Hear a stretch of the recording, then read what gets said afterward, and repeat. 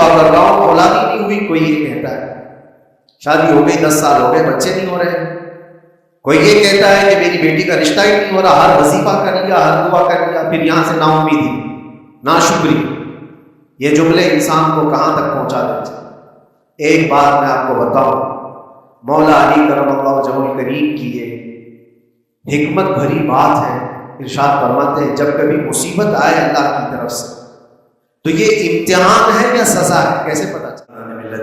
السلام علیکم ورحمۃ اللہ وبرکاتہ۔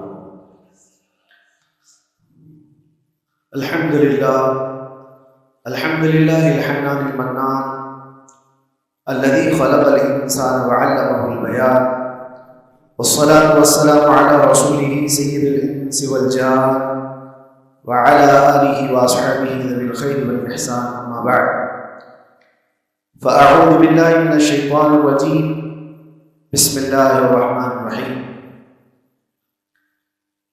وأما بنعمة ربك فحدث، صدق الله مولانا العظيم۔ بارگاہ رسالت آپ صلی اللہ علیہ وسلم نے درود پاک کا ہدیہ پیش کریں۔ اللهم صل على سيدنا مولانا محمد معدن الجود والكرم وآلہ واصحابہ الکرام ابن الکریم وبارک وسلم صلاۃ دائمۃ سرمدا ابدا۔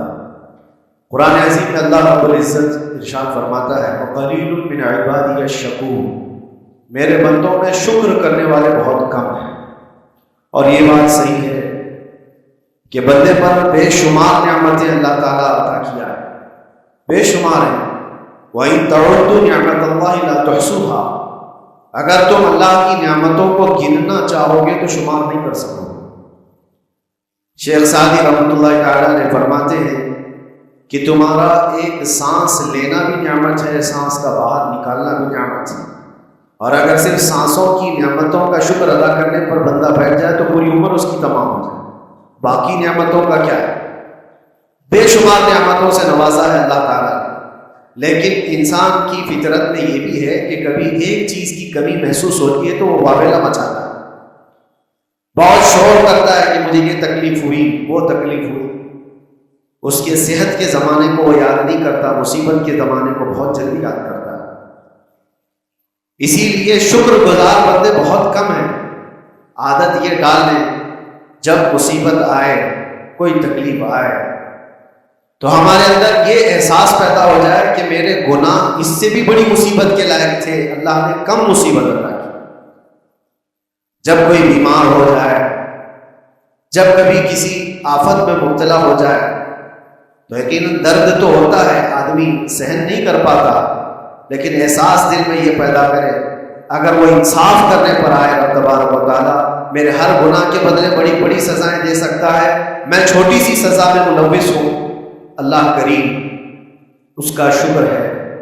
اسی طرح سے میرے عزیزوں ایک بات میں آپ کو بتاتا ہوں، خاص طور پر ہمارے قید کے زمانے میں بہت سارے ایسے قیدی جیل کے اندر جانے کے بعد ان کے حالات ایسے ہو جاتے ہیں، وہ نا امید اور مایوس ہو کر کفریہ جملے بکنے لگ جاتے ہیں، ان کے حالات ایسے ہو جاتے ہیں کوئی خدا نہیں، اگر ہوتا تو ہماری سنتا، بہت کچھ عبادتیں بھی کرتے، نہیں جب قبول ہوتی ہے تو مایوس ہو جاتا۔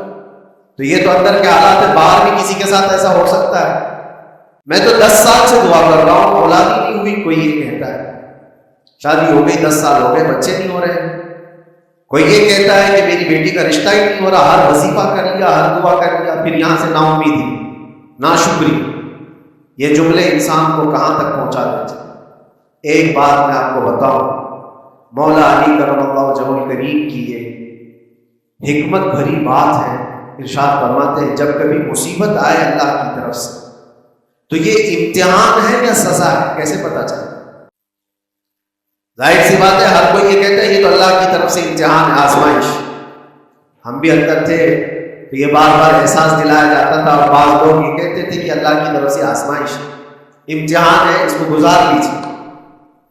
بعض مرتبہ امتحان ہے اور بعض موقعوں پر سزا ہے، اور سزا کب ہے اور امتحان کب ہے یہ کیسے پتہ چلے؟ بہت بڑا فارمولہ ہے۔ مولا علی کرم اللہ وجہہ الکریم فرماتے جب کبھی تم پر کوئی مصیبت آئے تو یہ دیکھ لینا ان مصیبتوں کے دن میں تم اگر اللہ سے زیادہ قریب ہو گئے ہو، دعا زیادہ کرنے لگ گئے ہو، وظیفے زیادہ کرنے لگ گئے ہو، تو اس کا مطلب ہے کہ اللہ تعالیٰ تم کو امتحان میں رکھا ہے۔ اور اگر مصیبتوں کے آنے کے بعد بندہ دور ہو جاتا ہے اللہ سے، پھر وہ بھر جاتا ہے، گناہ زیادہ کرنے لگتا ہے، تو سمجھ لو یہ سزا میں ملوث ہے۔ اب سب کی زندگی میں یہ مصیبتیں جب آتی ہیں تو خود اپنے آپ کو ریئلائز کرے، احساس کر کے دیکھے کہ مصیبت آئی ہے تو میرے ہاتھ میں تسبیح آ گئی یا پھر گالی گلوچ، مصیبت یا آفت آئی ہے میرے گھر پر تو میں عبادت اور نماز کی طرف زیادہ جا رہا ہوں یا پھر عیش و عشرت کی طرف زیادہ جا رہا ہوں، تو تمہیں خود پتہ چل جائے گا کہ تم اللہ کی طرف سے امتحان میں ہو یا پھر سزا۔ میرے عزیزوں، بہت مقامات ایسے ہیں جہاں پر بظاہر مصیبت کی حکمت ہمیں نہیں معلوم ہوتی کہ کیوں آئی ہے مصیبت، کیوں دی گئی ہے ہمیں ایسی تکلیف۔ اسی کا نام تقدیر ہے کہ اللہ تعالیٰ کے لکھے ہوئے پر راضی رہنا یہ مومن کی شان ہے۔ مومن کو ہمہ وقت اللہ تبارک و تعالیٰ کی طرف سے لکھی ہوئی اس تقدیر پر راضی رہنا ہے۔ آپ کو میں ایک بات بتا دوں، حضرت ابو جندل ایک صحابی مکہ مکرمہ میں ایمان لائے، رسول پاک صلی اللہ تعالیٰ علیہ وسلم جب ابھی مکہ میں تھے، اس وقت غریب صحابہ کو کفار مکہ، مشرکین مکہ کس طرح سے پکڑ کر مارتے تھے، کیسے کیسی سزائیں دیا کرتے تھے۔ اسی اسنا میں اللہ کے نبی صلی اللہ علیہ وسلم ہجرت کر کے مدینہ تشریف لے گئے، لیکن جو ابو جندل تھے یہ قید میں تھے، قید میں تھے، ان کا باپ خود ان کو قید میں رکھا ہوا تھا، اور ایسی قید کہ زنجیریں بندھی ہوئی رہتی تھی، مسلسل کئی سال گزر گئے۔ حضور پاک صلی اللہ تعالیٰ علیہ وسلم کی ہجرت کے 6 سال گزر جانے کے بعد 7واں سال جب آپ کو بتاؤں حدیبیہ کا وہ منظر پیش آیا جس کو صلح حدیبیہ کہا، تقریباً 1400 صحابہ کے ساتھ رسول کریم صلی اللہ تعالیٰ علیہ وسلم عمرہ کرنے کے لیے آئے، لیکن اس وقت مکہ کے کفار و مشرکین مکہ سے تقریباً 35 کلومیٹر باہر دور آپ کا راستہ روک لیا، کہا ہم آپ کو عمرہ کرنے نہیں دیں گے، آپ کے اصحاب کو، آپ کے صحابہ کو ہم مکہ میں انٹر ہونے نہیں دیں گے۔ جنگ جیسی نوبت آ گئی تھی، لیکن حضور پاک صلی اللہ تعالیٰ علیہ وسلم اور صحابہ احرام پہن کر کے عمرہ کرنے کے لیے آئے، تو پھر درمیانی راستہ یہ اختیار کیا گیا۔ حضور پاک صلی اللہ علیہ وسلم نے فرمایا کہ ہم صلح کر لیتے ہیں، کچھ ایگریمنٹ ہو جائے ہمارے اور تمہارے درمیان، جنگ نہیں کریں گے آج سے، جنگ بندی ہو جائے۔ تو کفار مکہ اس بات پر راضی ہوئے، اور اس کے بعد صلح جس کو کہتے ہیں صلح حدیبیہ، بہت مشہور ہے، صلح حدیبیہ ہوئی، اس میں سارے پوائنٹس جو لکھے گئے تھے ایگریمنٹ کے اندر وہ سب مکہ والوں کی حمایت میں زیادہ تھے، دبا کر کے انہوں نے صلح کی تھی اس طرح سے ان کے ذوق کے مطابق، یعنی اگر کوئی مکہ سے بھاگ کر مدینے جائے تو انہوں نے ایگریمنٹ میں لکھایا تھا کہ آپ کو وہ شخص ہمیں واپس کرنا پڑے، اور اگر مدینے سے کوئی بھاگ کر ہمارے پاس آئے تو ہم اس کو اپنے پاس رکھیں گے، ہم باہر واپس نہیں بھیجیں گے۔ تمہارا کوئی آدمی ہمارے پاس آ گیا بھاگ کر کے، یا ہمارا ہی وہاں رہنے والا کوئی آدمی آ گیا آپ کی امان سے نکل کر کے، تو ہم اس کو اپنے پاس رکھیں۔ ایسی بہت ساری شرطیں تھیں، میں کیوں کہہ رہا ہوں یہ بات سنی، یہ صلح حدیبیہ ہو گئی، ایگریمنٹ ابھی لکھا جانا تھا۔ وہ ابو جندل صحابی جو کئی سالوں سے مکہ میں قید میں تھے، زنجیریں توڑ کر کے وہ باہر نکل آئے، اور جب ان کو یہ خبر ملی کہ مکہ سے 35 کلومیٹر دور اللہ کے نبی صلی اللہ تعالیٰ علیہ وسلم اپنے صحابہ کے ساتھ پڑاؤ ڈالے ہوئے ہیں اور تشریف لانے والے، کسی طرح بچاتے ہوئے وہ وہاں پہنچ گئے حدیبیہ کے مقام پر۔ جیسے ہی وہ پہنچے صحابہ میں ایک شور ہو گیا، صحابہ جانتے تھے کہ کتنے سالوں سے ابو جندل قید میں طرح طرح کی اذیتیں اٹھاتا ہے، بہت مصیبتیں اٹھائی ہیں ابو جندل۔ دیکھا ان کے جسم پر پورے زخموں کے نشان تھے، ہاتھوں اور پیروں میں زنجیریں لٹکی ہوئی تھی۔ وہ اسی حالت میں صحابہ کے پاس آ گئے، صحابہ سب نے سینے سے سینہ لگایا، استقبال کیا، ابو جندل تم آ گئے ہمارے پاس، آ گئے۔ اب بات سنو، بڑی حیرت کی ہے، ایگریمنٹ لکھا جا رہا تھا اور ابو جندل مکہ سے فرار ہو کر کے آئے تھے۔ ابو جندل کا جو باپ ہے اور دوسرے جو رئیس مکہ کے تھے، قریش کے سردار، سبوں نے ہاتھ روک لیا اور کہا ہمارا ایک آدمی بھاگ کر آپ کے پاس آیا ہے، ایگریمنٹ کے مطابق اس کو آپ ہمیں واپس کرنا ہو، واپس لوٹانا ہو۔ مکہ میں رہنے والا شخص آپ کے پاس آیا ہے، وہ ہمارا قیدی، حضور پاک صلی اللہ تعالیٰ علیہ وسلم نے فرمایا ابھی تو لکھا نہیں گیا، اس سے پہلے وہ آیا ہے، چھوڑ دو اس کو، اس کے بعد جو بھی ہوگا اس پر عمل کریں گے۔ مکہ والوں نے کہا نہیں، ہم نہیں مانتے اس چیز کو۔ حضور پاک صلی اللہ تعالیٰ علیہ وسلم نے یہاں تک فرمایا اس ایک شخص کو میری ضمانت میں دے دو، باقی تمہاری ساری شرطیں منظور کر لی جائیں۔ وہ رحمت للعالمین نبی اکرم صلی اللہ تعالیٰ علیہ وسلم اپنے غلاموں پر رحم کیسے نہ کریں؟ جب ان حالات میں دیکھا ابو جندل کو تو صحابہ بھی حضور کے پاس آئے اور کہا یا رسول اللہ صلی اللہ علیہ وسلم صلح کیوں کر رہے ہیں؟ ان کے ساتھ جنگ کریں گے ہم نے بدر میں، احد میں، خندق میں ان کے ساتھ جو مقابلے کیے ہمیں تجربہ ہے، ہم ان کے پرچے اڑا دیں گے، آپ اجازت دیں ہم جنگ کریں۔ اللہ کے نبی فرماتے ہیں میں جو دیکھ رہا ہوں وہ تم نہیں دیکھ رہے، اللہ کا حکم نہیں ہے جنگ کرنے کا۔ صلح ہو گئی، لکھا جا رہا تھا اور یہ ابو جندل آئے۔ آپ جب حضور پاک صلی اللہ تعالیٰ علیہ وسلم نے فرمایا ٹھیک ہے ایگریمنٹ کے مطابق ابو جندل کو مکہ واپس بھیجنا پڑے گا، اتنا فرمایا تھا ابو جندل دھاڑے مار مار کر رونے لگے اور صحابہ کو جا کر کے اپنے زخم دکھانے لگے کہ دیکھو مجھے واپس بھیجا جا رہا ہے، مجھے واپس بھیجا جا رہا ہے۔ تو صحابہ کے اندر بھی جوش تھا، اپنا آدمی جب کوئی اتنا مظلوم ہو، اتنا مار کھایا ہو اور پھر واپس انہی ظالموں کے سامنے اس کو بھیجا جا رہا ہو تو کیا کیفیت ہو۔ تو وہ ابو جندل سارے صحابہ کے بیچ میں چھپ چھپاتے ہوئے رو رہے تھے۔ اللہ کے نبی صلی اللہ علیہ وسلم تشریف لائے، فرمایا ابو جندل میں کہہ رہا ہوں واپس چلے جاؤ، واپس جاؤ مکہ جاؤ۔ تو انہوں نے کہا یا رسول اللہ صلی اللہ علیہ وسلم ان زخموں کے ساتھ واپس جاؤ۔ اللہ کے نبی صلی اللہ علیہ وسلم نے فرمایا ہاں ابو جندل اللہ کی مرضی ہے، اور اللہ کا نبی وہی کہتا ہے جو اللہ کی مرضی ہوتی ہے۔ یہ میں کہہ رہا ہوں بظاہر تکلیفوں کی حکمت ہمیں معلوم نہیں ہوتی، لیکن ہمیں عمل کرنا چاہیے۔ نبی پاک صلی اللہ علیہ وسلم کا جب حکم ہوا ابو جندل انہی زنجیروں کے ساتھ ان کے باپ کے حوالے کر دیے گئے، وہ گھسیٹتے ہوئے لے جا رہا تھا، گھسیٹتے ہوئے واپس انہی قیدیوں کی طرح لے جا رہا تھا، سب کی آنکھوں میں آنسو تھے، لیکن حکمت الہی کیا ہے یہ کون جانتا؟ بظاہر اللہ تبارک و تعالیٰ کی طرف سے یہ دی ہوئی آزمائشیں، یہ تکلیفیں، اس کی حکمت وہ بہتر جانتا ہے۔ جب ابو جندل کو واپس کیا گیا ایک سوال ہوتا ہے میرے عزیزو، یہ میں قید کی حالت میں رہ کر کے ایک شخص نے مجھ سے سوال کیا تھا، آپ تو اللہ کے نبی صلی اللہ تعالیٰ علیہ وسلم کی ناموس کی بات کرتے ہو، حضور کی محبت کی بات کرتے ہو، ان کے عشق کی بات کرتے ہو، اور یہ بھی کہتے ہو کہ نبی پاک صلی اللہ تعالیٰ علیہ وسلم دستگیری کرتے ہیں، اپنے غلاموں کی مدد کرتے ہیں، تو اتنے دنوں سے کیا آپ نے حضور کو نہیں پکارا؟ کیا رسول پاک صلی اللہ تعالیٰ علیہ وسلم سے محبت اور عشق کی بات کے بعد آپ نے بھیک نہیں مانگی؟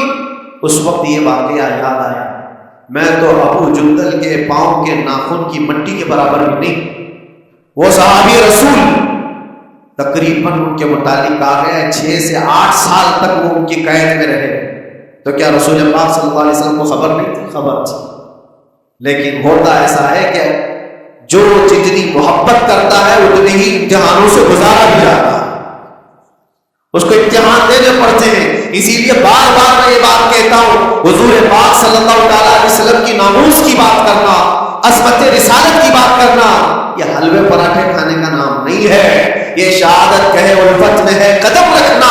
لوگ آسان سمجھتے ہیں مسلمان ہونا، حضور پاک صلی اللہ تعالیٰ علیہ وسلم کی شریعت طاہرہ کو بچانے کے لیے ہی تو، حضور کی ناموس کی حفاظت کے لیے ہی تو مولا امام حسین نے اپنی گردن دے دی، اپنے بچوں کی قربانی دے دی، اپنا عیش آرام سب تیاگ دیا۔ یہ ساری قربانیوں کے بعد ہی اس امتحان سے بندہ نکلتا ہے۔ وہ امام احمد بن حنبل جن کے سینے میں 5 لاکھ حدیثیں محفوظ تھیں، رسول پاک صلی اللہ علیہ وسلم کی 5 لاکھ حدیثوں کے حافظ، لیکن بغداد کے ظالم حکمرانوں نے ان کو ننگی پیٹھ پر کوڑے مارے، پہلی مرتبہ 100 کوڑے، دوسری مرتبہ پھر 100 کوڑے، تیسری مرتبہ پھر 100 کوڑے، اتنے میں تو آدمی مر جاتا ہے۔ امام احمد بن حنبل کی پیٹھ جھک گئی تھی۔ میرے عزیزوں، یہی ہے جس کو ہم کہہ رہے شہادت کہے الفت میں ہے قدم رکھنا۔ اگر تم سچا ایمان رکھتے ہو تو پھر آزمائش بھی ہوگی۔ اللہ کریم قرآن میں فرماتا ہے فَلَيَعْلَمَنَّ اللَّهُ الَّذِينَ صَدَقُوا وَلَيَعْلَمَنَّ الْكَاذِبِينَ۔ اللہ تبارک و تعالیٰ ضرور آزمائے گا سچا کون ہے اور جھوٹا کون۔ مصیبتیں آئیں گی، آئیں گی، لیکن جمے رہو، ڈٹے رہو، اللہ رب العزت سے کبھی بھی اپنا رشتہ نہ توڑو، اور جو تمہارے اندر ایمان ہے، توکل اور یقین ہے، ذرا برابر بھی فرق آنے نہ پائے۔ آج نہیں قبول ہوئی کل ہوگی، کل نہیں قبول ہوئی پرسوں ہوگی، کبھی نہ کبھی تو دعا قبول ہوگی۔ دنیا داروں کے دروازے کھٹکھٹاتے ہیں تو ایک نہ ایک دن دروازہ کھلتا ہے، وہ ارحم الراحمین ہے، وہ ارحم الراحمین ہے، دروازے کھولتا ہے، لیکن وہ بہتر جانتا ہے کس وقت دروازہ کھلنا چاہیے۔ ہم اپنی مرضی کے مطابق رب کو نہیں چلا سکتے، مولا تعالیٰ جیسا چاہے ہمیں ویسا چلنا چاہیے۔ ایک بات اور میں بتا دوں، صحیح، یہ تو دوسرے لوگوں کی بات ہے جس میں ہمارے قصور ہیں، ہمارے جرم ہیں، ہمارے گناہ ہیں، جس کی وجہ سے مصیبتیں آئیں گی، لیکن اللہ کے نبی کا کوئی گناہ نہیں ہوتا۔ جو نبی ہوتے ہیں وہ معصوم ہوتے ہیں۔ سیدنا یوسف علیہ السلام و تسلیم، اللہ کے نبی ابراہیم علیہ السلام کے بیٹے اسحاق علیہ السلام، اسحاق علیہ السلام کے بیٹے یعقوب علیہ السلام، یعقوب علیہ السلام کے بیٹے یوسف علیہ السلام، جن کی نسل میں انبیاء کرام، جو پورا خاندان نبوت کا ہے، وہ یوسف علیہ السلام کن کن مقامات سے گزارے۔ پہلے بھائیوں نے کنویں میں پھینک دیا، اور اس کے بعد اس زہریلے کنویں سے وہ نکالے گئے۔ جنگل میں کوئی نہیں تھا جب ان کے بھائیوں نے کنویں میں پھینکا تھا۔ اس وقت ایک قافلہ جا رہا تھا، انہوں نے ڈول ڈال کر کے نکال دیا اور پھر لے کر کے گئے۔ یہاں سے کنویں سے تو نکالے، لیکن آگے کی زندگی کیا ہے؟ مصر کے بازار میں لے جا کر قافلے والوں نے بیچ دیا۔ یوسف علیہ السلام پھر خریدے گئے، کس کے ہاں؟ عزیز مصر، بادشاہ مصر کے گھر، اور وہاں پر زلیخا آپ پر فدا ہوئی، پھر آپ پر الزام بھی لگایا گیا، اور اس الزام کی بنیاد پر آپ کو جیل بھیجا۔ اللہ کے نبی کے دامن پر پیوند تو ہو سکتا ہے، دھبا نہیں ہوتا۔ کسی گناہ کا تصور بھی وہ نہیں کرتے، وہ معصوم ہوتے ہیں، لیکن بغیر کسی قصور کے، بغیر کسی جرم کے آپ کو جیل بھیجا گیا۔ یوسف علیہ السلام و تسلیم جیل جب گئے، وہ نبی ہو کر کے، اور اس کے بعد دن کٹتے رہے۔ دن کیسے؟ ہفتے، ہفتے کیا مہینے، مہینے کیا سال۔ یوسف علیہ السلام و تسلیم کے 7 سال گزر گئے۔ جب کبھی کسی انوسنٹ بے قصور آدمی تکلیف دی جاتی ہے تو اس کو احساس زیادہ ہوتا ہے، اور جرم کی وجہ سے جب کوئی تکلیف میں آتا ہے تو کمپرومائز کر لیتا ہے، میں ایسے غلطی کیا تھا، مجھے جھیلنا پڑ رہا ہے۔ لیکن جس کا جرم ہی نہیں، نہ کرنا گناہ کی سزا جب دی جاتی ہے، بندہ بہت بکھر جاتا ہے، ٹوٹ جاتا ہے۔ لیکن وہ اللہ کے نبی تھے، توکل کیسا تھا، یقین کیسا تھا، صبر کے ساتھ نکالا۔ لیکن ایک بہت پیاری بات ہمیں ملتی ہے میرے عزیز، وہاں قیدی اور بھی تھے، اور یوسف علیہ السلام کو اللہ تعالیٰ نے ایک معجزہ عطا کیا تھا۔ وہ خوابوں کی تعبیر سچی سچی بتاتی تھی۔ خواب کی تعبیر ہوا کرتی ہے، جو بھی خواب دیکھتا ہے اس میں اشارہ ہوتا ہے اللہ کی طرف سے۔ تو 2 قیدیوں نے خواب دیکھا تھا، یہ قرآن پاک کے سورہ یوسف میں پورا موجود ہے، 12ویں پارے۔ 2 قیدیوں نے خواب دیکھا، اپنا اپنا خواب انہوں نے بیان کیا یوسف علیہ السلام کو۔ ایک قیدی نے دیکھا کہ وہ سر پر روٹیاں رکھ کر کے لے جا رہا ہے اور پرندے نوچ نوچ کر کھا رہا ہے۔ دوسرے نے دیکھا کہ وہ انگوروں کو نچوڑ کر کے اس کے رس پی رہا ہے۔ تو انہوں نے بتایا یوسف علیہ السلام کے پاس ایسا ایسا ہم نے خواب دیکھا ہے، اس کی تعبیر کیا ہو سکتی ہے؟ سیدنا یوسف علیہ السلام فرماتے ہیں میں دونوں کے خواب کی تعبیر بتاؤں گا، لیکن اس میں سے ایک بتا۔ اس سے آپ نے کہا تو وعدہ کر کے میرا بھی کام کرے گا، میرا بھی ایک کام ہے تو کرے گا۔ 7 سال گزر گئے تھے، جو بادشاہ مصر تھا وہ بھی بدل چکا تھا، جس نے قید میں ڈالا تھا وہ ختم ہو گیا، دوسرا آیا، تیسرا آیا، جو بھی آیا، لیکن حکومت بدلی ہوئی تھی۔ تو خواب کی تعبیر بتانے سے پہلے ایک قیدی سے یوسف علیہ السلام نے کہا میرا کام تو کرے گا؟ اس نے کہا ہاں، آپ جو کہیں گے میں کروں۔ تو سنو، تعبیر یہ ہے جس کے سر پر روٹیاں رکھی ہوئی اور کوے کھا رہے تھے، پرندے کھا رہے تھے، اس کی تعبیر یہ ہے کہ ان قریب تجھ کو موت کی سزا سنائے۔ وہ غمگین تھا، دوسرے سے کہا تو انگور کے رس نچوڑ کر پی رہا تھا، تیرے خواب کی تعبیر یہ ہے کہ ان قریب تجھ کو رہا کر دیا جائے تو آزاد ہو، اور تجھ سے ہی میرا کام یہ ہے کہ آزاد ہو کر جائے گا تو تم موجودہ وقت کے جو بادشاہ ہے، شاید اس کی فوج میں شامل ہو جائے یا اس کے سپاہیوں میں، وزیروں میں، تو میری یہ بات اس تک پہنچا دینا۔ پچھلے 7 سالوں سے بے گناہ بے قصور ایک قیدی اندر ہے، اس کو آزاد کر دیا جائے، اس کو آزاد کر دیا جائے۔ اس نے کہا بالکل، اگر میں چھوٹا تو آپ کا یہ کام ضرور کروں۔ سنیے بات، چند دن نہیں گزرے تھے کہ اس ایک قیدی کو موت کی سزا ہو گئی، اس کو موت کی سزا سنائی گئی اور پھانسی ہو گئی۔ دوسرا یہ جو قیدی جس کو آپ نے رہائی کی خوشخبری دی تھی، اس کی بھی رہائی کی خوشخبری آ گئی، وہ آزاد ہو۔ لیکن قرآن پاک میں ہے آزاد ہو کر جب جاتا ہے آدمی تو پچھلا بھول جاتا ہے۔ اکثر ایسا ہی ہوتا ہے، کیا جیل کے دوست کون تھے، کیا تھے، کچھ پتہ نہیں، اور آدمی تو یہ سوچتا ہے دوبارہ کبھی ادھر کے دروازے کو بھی نہ دے، آیا اور بھول گیا۔ یوسف علیہ السلام نے جو کام دیا تھا وہ بھول گیا، یہاں تک کہ قرآن میں اللہ فرماتا ہے کئی سال گزر گئے، ایک دو دن نہیں سالوں گزر گئے، اور وہ بادشاہ کی فوج میں شامل تھا یا بادشاہ کے مصاحبین میں شامل تھا، قریبی لوگوں میں۔ ایک زمانے کے بعد مدت ہوئی، اور اس وقت سوچیے آپ کتنا وقت حضرت یوسف علیہ السلام نے کاٹا ہوا۔ ایک دن آپ بے اختیار رو پڑے اللہ کی بات۔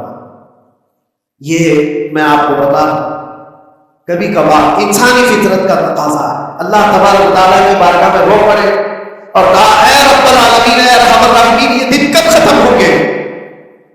یہ جس طرح سے مجھے جیل کی سلاخوں کے پیچھے بند کیا گیا ہے، ان مصیبتوں سے کب آزادی ہوگی میرے مولا یا ارحم الراحمین؟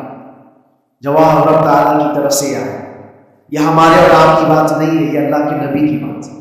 اب سنو، یوسف علیہ السلام کو جواب آیا، اے یوسف، جب تجھے جیل سے نکلنا ہی تھا، تجھے باہر جانا ہی تھا، تو دنیا کے بادشاہ کے پاس سامنے کیوں ریکویسٹ رکھا، میرے سامنے رکھ دیا ہوتا۔ اللہ اکبر، یہ توکل کا اعلیٰ درجہ۔ اتنی مصیبتوں کے بعد بھی تم نے اس سپاہی کو کیوں اپنا قاصد بنا کر بادشاہ کے سامنے بھیجا کہ میری آزادی ہو جائے؟ یوسف علیہ السلام بہت روئے سجدے میں گر کر کہ مولا مجھے معاف کر دے، اور میرے ہر شے کا تو مالک ہے، اب میں زندگی پر قید میں رہوں یا آزاد رہوں یہ تیری مرضی پر ہے۔ میرے عزیزوں، پھر یوسف علیہ السلام کے ساتھ کیا ہوا؟ بادشاہ نے خود ایک خواب دیکھا اور وہ پریشان تھا، خوابوں کی تعبیر کوئی بتا نہیں رہا تھا۔ تب اس قیدی کو چھوٹے ہوئے کو یاد آئی بات کہ جیل میں ایک آدمی ہے جو سچی سچی تعبیر بتاتا ہے۔ پھر اس نے بادشاہ سے کہا ایک قیدی بہت شریف اور صالح ہے، وہ سچی تعبیر بتائے گا، آپ کہیں تو میں اس کو لے آؤں۔ اور اس نے مجھے یہ کہا بھی تھا کہ اس کو آزاد کرنا ہے، آپ کے پاس ریکویسٹ رکھنی ہے کہ وہ بے قصور قید میں ہے۔ بادشاہ نے معلومات حاصل کی اور اس کے بعد پروانہ دے دیا کہ اس قیدی کو آزاد کیا جائے جس کو بے قصور رکھا گیا، اور میرے خواب کی تعبیر بتائی جائے۔ یوسف علیہ السلام و تسلیم کو لوگ آئے لینے کے لیے۔ اب یہاں منظر اور ہے میرے عزیزوں، کہا کہ بادشاہ نے خواب دیکھا، اس کی تعبیر بتائی۔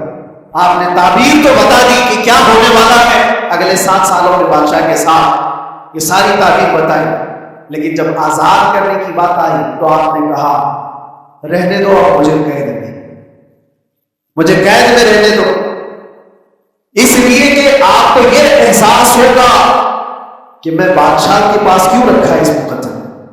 لیکن بعد میں بادشاہ اور اس کے مصاحبین اور اس کے وزیر آپ کو اصرار کرتے ہوئے لے گئے اور لے جا کر کے سیدھے وزیر اعظم کے تخت پر بٹھا دیا، سیدھے وزیر اعظم کے تخت پر بٹھا دیا۔